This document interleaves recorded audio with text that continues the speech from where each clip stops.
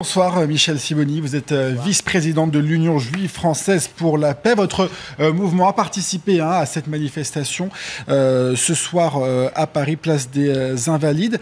Une autre manifestation est prévue samedi prochain. La police souhaite l'interdire pour cause de risques graves de troubles à l'ordre public. Est-ce que vous comprenez cette décision ? Je pense que le trouble grave à l'ordre public, c'est ce qui se passe à Gaza et les prises de position de notre gouvernement. Vous reprochez la prise de position de François Hollande lorsqu'il s'est adressé à Benyamin Netanyahou pour le soutenir ?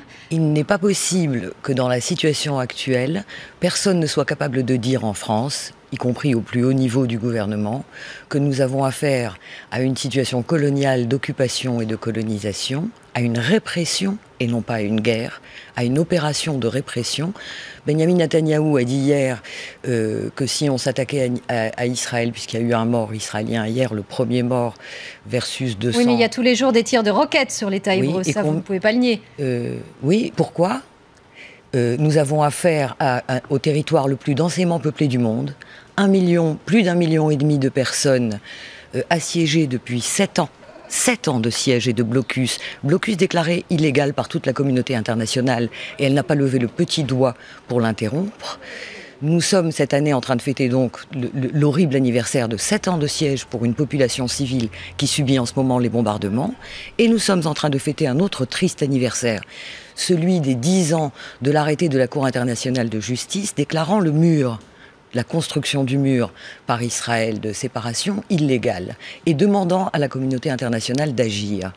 Et à côté de ça, à côté de cette situation-là, qui est une situation d'oppression, de répression coloniale, notre président de la République ne trouve rien de mieux à faire que d'expliquer que c'est Israël qui est la victime. Mais il faut peut-être faire la distinction entre la population civile palestinienne qui subit et le Hamas, qui est considéré comme une organisation terroriste par les États-Unis et l'Union européenne. Le Hamas, ce sont des personnes.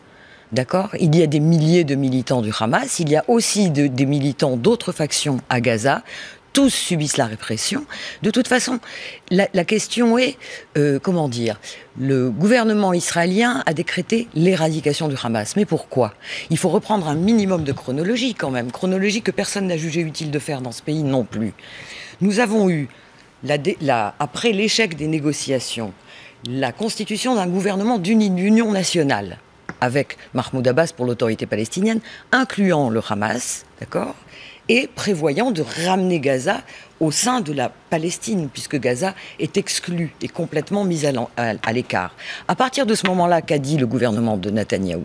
Il a dit qu'il ne l'acceptait pas, alors que les États-Unis et l'Union européenne ont accepté le gouvernement d'union nationale. Et il a dit qu'il attaquerait le Hamas. Il y a eu le premier prétexte a été la capture de 3 colons que le Hamas n'a jamais revendiqué, et si ça se trouve, il n'a rien à voir avec cette affaire.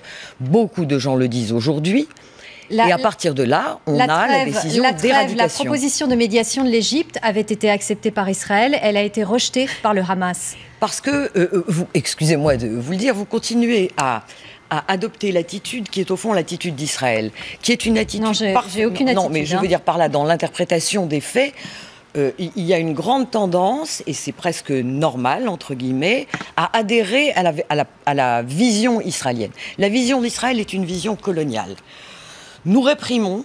Non, et quand on voit les images d'aujourd'hui, on n'adhère pas à la position israélienne. Non mais d'accord, absolument. Alors juste je termine ma phrase.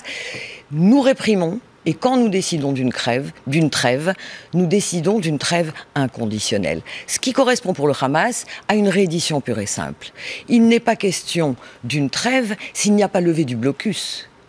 Ça, toutes les organisations qui manifestent en France, le collectif national en tête, le demandent. Lever du blocus, mis fin du blocus.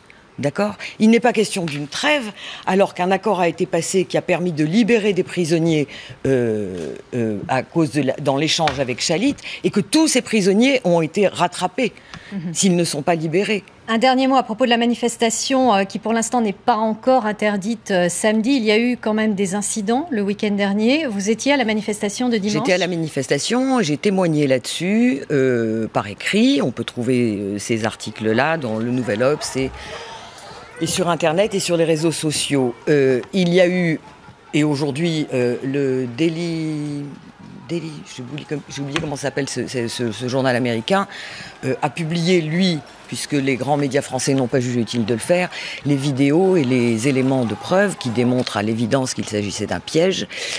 Il y a eu, plusieurs jours avant cette manifestation du samedi dernier, un appel devant la synagogue de la rue de la Roquette, un rassemblement pour soutenir Israël, qui était sur le site de la LDJ et intitulé d'ailleurs « Keep calm and kill Hamas ». C'est intéressant quand même de savoir qu'on est capable de faire des rassemblements de ce type dans des lieux de culte.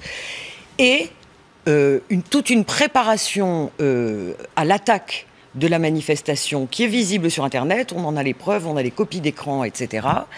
Et nous avons assisté, nous, aux provocations de la LDJ qui ont été absolument calmées par tout le service d'ordre et qui étaient là pour attirer des gens dans la rue de la Roquette de manière à pouvoir déclarer, évidemment. Si vous voulez, c'est une vieille pratique. On sait, quand on sait qu'on a perdu la bataille, la bataille de la popularité, il y a une touche sur laquelle il faut appuyer. Et dans ce pays, c'est une touche connue, c'est la touche de l'antisémitisme. Et je voudrais juste... rapidement, s'il vous plaît, très rapidement, allez-y.